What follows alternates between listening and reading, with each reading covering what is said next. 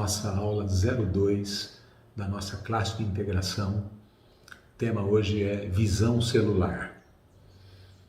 Nós queremos falar um pouquinho sobre a origem e os benefícios dessa estrutura de pastoreamento que temos adotado aqui na Igreja Nova Jerusalém.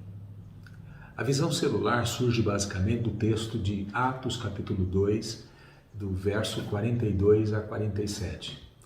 Ali, nessa passagem bíblica, nós vemos 4 atividades básicas que a igreja primitiva experimentava, né? Ensino, eles se dedicavam à doutrina dos apóstolos, à comunhão, eles valorizavam muito a comunhão, eles oravam e eles se reuniam regularmente para a celebração da ceia do Senhor, né? Basicamente, a oração, a edificação e a comunhão.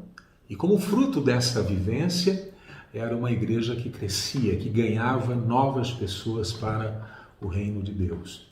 Vou ler com vocês Atos capítulo 2, verso 42. Eles se dedicavam ao ensino dos apóstolos e à comunhão, ao partir do pão e às orações. Todos estavam cheios de temor e muitas maravilhas e sinais eram feitos pelos apóstolos. Todos os que criam mantinham-se unidos e tinham tudo em comum. Vendendo suas propriedades e bens, distribuíam a cada um conforme a sua necessidade. O que vemos aqui era uma igreja solidária, né? Era um tempo difícil, havia perseguição contra os cristãos e as pessoas se ajudavam, né? Naquela época tão difícil. Todos os dias continuavam a reunir-se no pátio do templo, partiam o pão em suas casas e juntos participavam das refeições, com alegria e sinceridade de coração, louvando a Deus e tendo a simpatia de todo o povo. E o Senhor lhes acrescentava todos os dias os que iam sendo salvos. A igreja reunia-se todos os dias no pátio do templo e partiam o pão em suas casas. Em Atos capítulo 5, verso 42, um pouquinho adiante na história, esse conceito é reafirmado, né? Todos os dias no templo e de casa em casa. Não deixavam de ensinar e proclamar que Jesus é o Cristo, né? Nós vemos aqui aquilo que os estudiosos chamam de uma igreja com 2 asas, né? Ela tem a asa do grupo grande, que eles se reuniam no templo, e a asa do grupo pequeno, que era o encontro nas casas, né? Então, nós entendemos que uma comunidade saudável é uma comunidade que faz uso de 2 asas. A asa do grupo grande, do culto, da adoração celebrativa de toda a igreja reunida, e a asa dos grupos pequenos, que nós chamamos de células, né? Que são grupos pequenos de comunhão, onde os cristãos podem vivenciar, praticar a fé num contexto menor e mais viável, né? O que percebemos nestas passagens bíblicas é um novo padrão de adoração e serviço sendo estabelecido. Embora o templo continuasse sendo relevante para os primeiros cristãos, uma vez que a maioria dos primeiros cristãos eram judeus, né? Portanto tinham um vínculo muito forte com o templo, os lares tornaram-se fundamentais para o desenvolvimento da igreja. Foi através dos lares, dos grupos pequenos, de discipulado e de encontros de oração que a igreja se expandiu no Império Romano. O que nós percebemos é que, de casa em casa, as boas novas foram sendo espalhadas por todo o mundo. Encontros nos lares dos cristãos ofereciam um ambiente seguro, até porque havia muita perseguição, e ofereciam um ambiente de muita flexibilidade, e a igreja podia se multiplicar, né? Não exigia uma estrutura forte nem pesada, mas a igreja se multiplicava de forma muito natural. Através dos grupos pequenos, os apóstolos encontraram um meio viável para edificar os novos discípulos. Uma proposta simples e poderosa, sem muita estrutura, encontros informais nas casas dos irmãos, onde cada casa se tornava um lugar para encontrar-se com Deus, onde cada casa era um ponto de pregação da palavra de Deus, onde cada casa era uma possibilidade de expandir a igreja. Cremos que grupos pequenos de cristãos reunidos nos lares foram fundamentais para a saúde e o desenvolvimento espiritual dos novos convertidos. Juntos, ali naqueles grupos, eles partilhavam a nova fé, desfrutavam da amizade e do companheirismo. Oravam, compartilhavam o pão e aprendiam uns com os outros. O que veremos a partir de então é que esse modelo simples, que começa ali em Jerusalém, espalha-se por todos os lugares para onde a igreja avança. Sem essa estrutura de companheirismo, dificilmente a igreja cresceria como cresceu. Vamos ler alguns textos, interessantes. 1 Coríntios capítulo 16, 19. Áquila e Priscila os saúdam afetuosamente no Senhor. E também a igreja que se reúne na casa deles. Veja aí, uma igreja que se reúne na casa deles. Colossenses capítulo 4, verso 15. Saúdem os irmãos de Laodiceia, que era uma cidade, bem como Ninfa, e a igreja que se reúne em sua casa. Na casa da irmã Ninfa, a igreja se reunia regularmente. Filemon, capítulo 1, verso 2. A irmã Áfia, a Arquipo, nosso companheiro de lutas, e a igreja que se reúne com você em sua casa. Então, Áquila, Priscila, Ninfa, Filemon são pessoas comuns que abriram suas casas para receberem os novos convertidos e que foram fundamentais no cuidado pastoral daquelas pessoas. Que privilégio, não é? Quando os lares da igreja tornam-se parte do projeto de Deus. Quando colocamos nossas vidas e tudo o que temos à disposição do Senhor para que a sua obra seja estabelecida. Né? Então, igreja nas casas é uma oportunidade para servir. É um modelo bíblico, é um modelo simples, é um modelo que pode se multiplicar com facilidade e que devolve aos cristãos o privilégio de servirem com tudo que eles possuem e com tudo que eles são, as pessoas com as quais eles convivem. A gente costuma dizer que um dos maiores benefícios da estrutura celular ou de uma igreja que se organiza em células, que são grupos pequenos nos lares, é resgatar o sacerdócio de cada crente. Muitos anos de institucionalização, a igreja funcionou nesse modelo informal, nos lares, nas casas, até o ano 300 da era cristã. Do ano 0 ao ano 300, a igreja cresceu e se desenvolveu em várias cidades do mundo romano, através de grupos de irmãos que se reuniam em lares.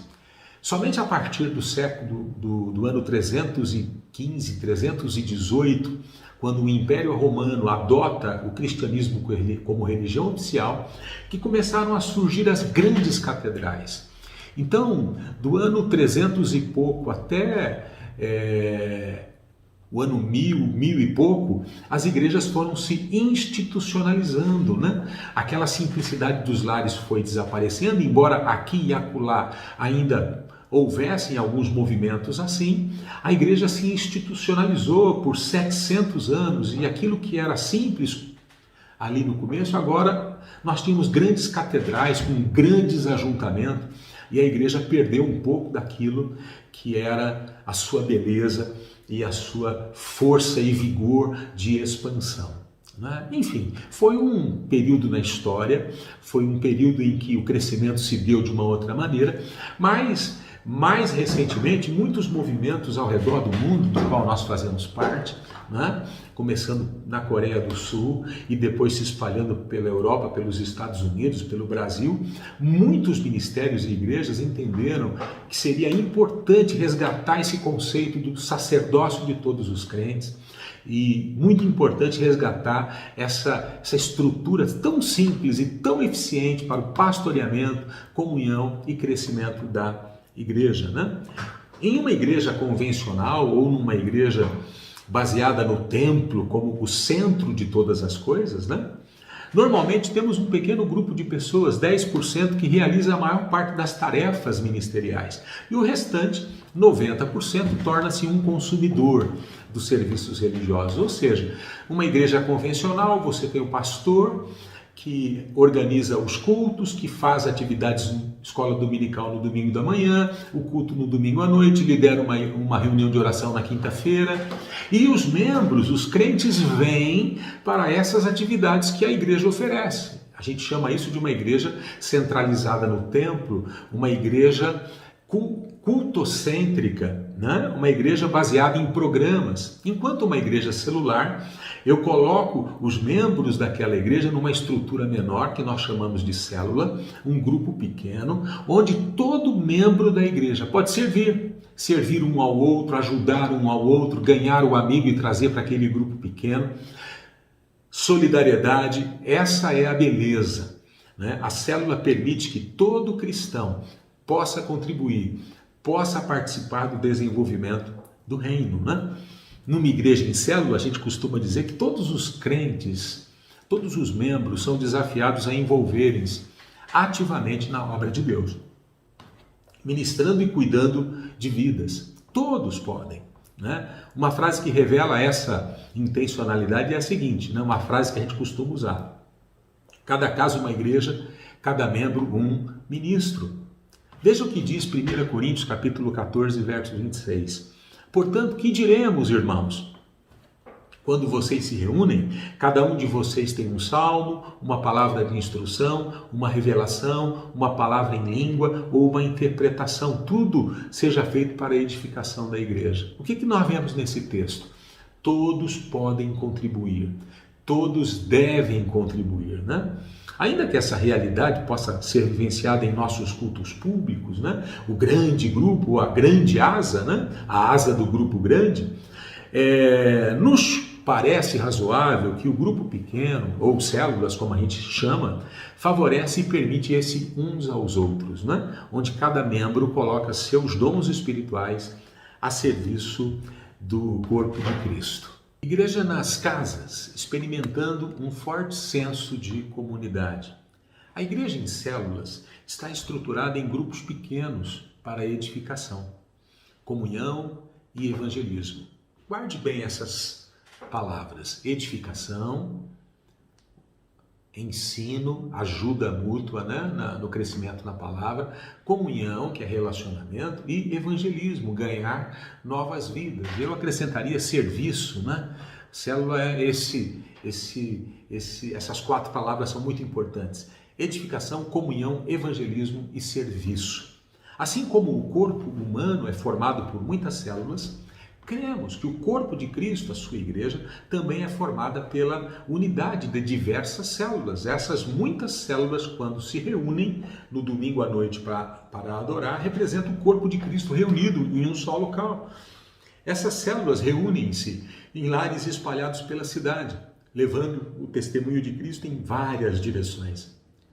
É uma visão ou um sonho ousado que cada rua da nossa cidade pudesse ter uma célula, um lugar onde as pessoas pudessem ir para orar, para ter comunhão e para ajudarem-se uns aos outros, né?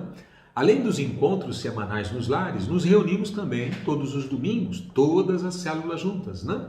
Ou seja, grupo grande e grupo pequeno, né? A igreja de 2 asas. Quando estas 2 asas funcionam equilibradamente, nós vamos ter uma igreja que alça voos, né? Que vai longe. E nos reunimos para celebrarmos ao Senhor Jesus. O encontro semanal das células é uma oportunidade única para crescermos na palavra, servirmos ao próximo, fazer novos amigos e compartilhar nossas vidas. É uma maneira simples para celebrarmos a vida cristã. Vale lembrar que uma visão celular, né, melhor dizendo, não é apenas um encontro semanal na casa de alguém. A ideia é criar vínculos, grupos de relacionamento, discipulado, as pessoas visitando umas às outras. É um estilo de vida comunitário, né? A célula não é apenas uma reunião semanal. A célula ela tem o propósito de criar vínculos entre as pessoas, amizade, companheirismo, né, na caminhada cristã. Pastor Joel Comiskey, que é um estudioso das igrejas em células ao redor do mundo, já tive o privilégio de estar com ele pessoalmente em alguns encontros, né? Ele é um dos maiores estudiosos sobre esse tema ao redor do mundo, aponta 3 razões principais. 3. que demonstram a importância desse formato de organização da igreja, né? Primeiro, esse formato da célula reforça o conceito da Trindade, tão importante para nós, né? Nosso Deus é um Deus social. Ele vive em relacionamento constante com os outros membros da Trindade, Deus Pai, Deus Filho e Espírito Santo. Deus não é independente e nem solitário. Um dos valores-chave da igreja em células é a necessidade que as pessoas têm de viver comunidade em vez de se esconder no anonimato. Às vezes um culto com 400, 500 pessoas, nós ficamos escondidos no anonimato, nós somos apenas um em uma grande multidão. Numa igreja em célula, você tem um nome, você tem um endereço, as pessoas sabem a sua história. A intimidade de uma célula favorece e encoraja que todos possam se conhecer melhor. A Trindade, que é uma doutrina tão importante, nos revela um Deus que busca alcançar o perdido. João capítulo 3, verso 16, né? Porque Deus amou o mundo de tal maneira que deu seu Filho unigênito, para que todo aquele que nele crê não pereça, mas tenha vida eterna. A Trindade busca o perdido. A Trindade quer levar salvação ao perdido. Nossas células igualmente, né? Elas querem ser um lugar seguro para aqueles que estão cansados e que precisam de ajuda, né? A igreja em célula encoraja cada membro a alcançar outras pessoas por meio daquilo que chamamos de evangelismo relacional. O que é o evangelismo relacional? Cada membro falando de Jesus para as pessoas que lhe são próximas, na família, no trabalho, na escola, em todos os lugares. As células esperam que todos os seus membros desenvolvam relacionamentos com não cristãos, porque essa atividade reflete o coração de Deus. Deus veio salvar o perdido e a igreja jamais pode esquecer que isso também é seu papel, né? Segundo, além de reforçar o conceito da Trindade, é aquilo que eu já disse há pouco, o sacerdócio de todos os crentes, né? É muito fácil para as pessoas permanecerem sentadas em nossas igrejas. Não precisamos de muito esforço para isso. Nós oferecemos uma série de programas religiosos e as pessoas vêm e consomem aquilo que nós estamos oferecendo. Algumas igrejas crescem muito enchendo seus bancos de gente. No entanto, as Escrituras nos ensinam que todos os crentes são sacerdotes. Todos os crentes têm uma missão a cumprir. Todos os crentes devem testemunhar da sua fé. As células valorizam a participação de cada um, né? Parte do sacerdócio de todos os crentes é usar os dons espirituais que tem, que Deus lhe concedeu. E as células são o melhor ambiente para o uso dos dons espirituais. De fato, todos os textos do Novo Testamento acerca dos dons foram escritos para igrejas que funcionavam nas casas, né? Como eu disse, as cartas que Paulo escreve, que Pedro escreve, que João, Tiago, elas são endereçadas para grupos que se reuniam nos lares, nas casas. Então, as igrejas em células, elas estão redescobrindo essa importante verdade. E mais do que redescobrindo, criando um ambiente para que isso possa se tornar realidade. E terceiro, né, mais um fator importante, né, eu já disse o conceito da Trindade, o sacerdócio de todos os crentes, e fazer discípulos, né? A última ordem que Jesus deu aos seus discípulos foi: façam discípulos de todas as nações. Creio que a essência do ministério em células é fazer discípulos que fazem discípulos, uns cuidando dos outros. As células são geradoras de líderes e o melhor lugar para preparar discipuladores. A multiplicação está no centro do ministério de células, porque novas células provêm o ambiente para fazer novos discípulos. Nós cremos que através da estrutura de célula, né, onde nós temos um líder em treinamento, nós temos membros maduros, né, eles ali como núcleo da célula vão cuidar dos mais novos, e nós vamos estabelecer redes de discipulado onde cada um ajuda o outro na jornada e na caminhada. Então, célula é um caminho que abre espaço para que as pessoas possam servir a Deus, né? Eu quero falar agora rapidamente com você alguns conceitos importantes sobre as células que eventualmente podem trazer algum tipo de confusão, mas vamos ver calmamente cada um deles, né?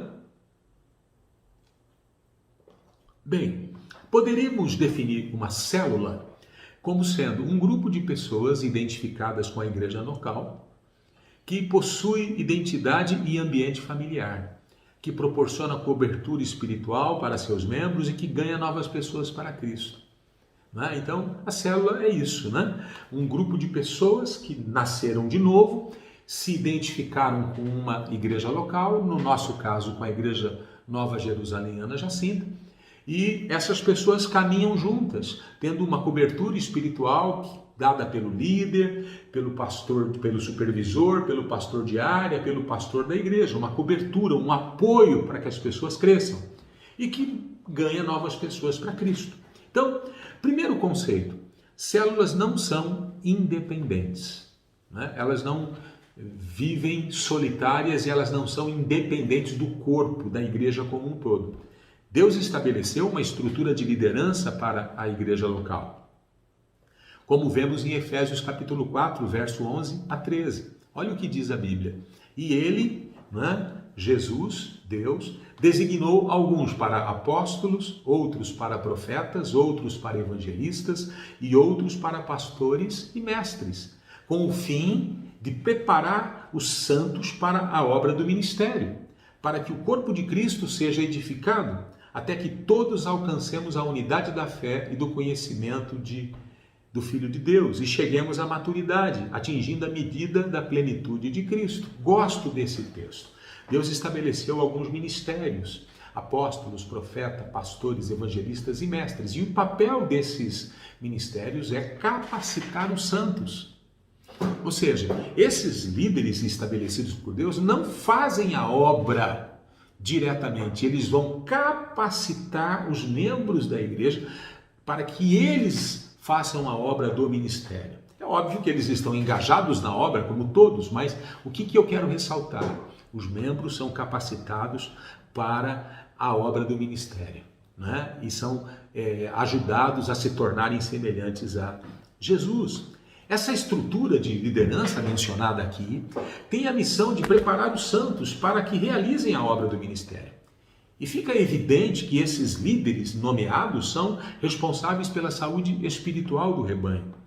Toda célula tem um líder, delegado, né, que foi comissionado, alguém comissionado pelos pastores da igreja para que caminhe junto com outras pessoas. Mas o líder não é independente.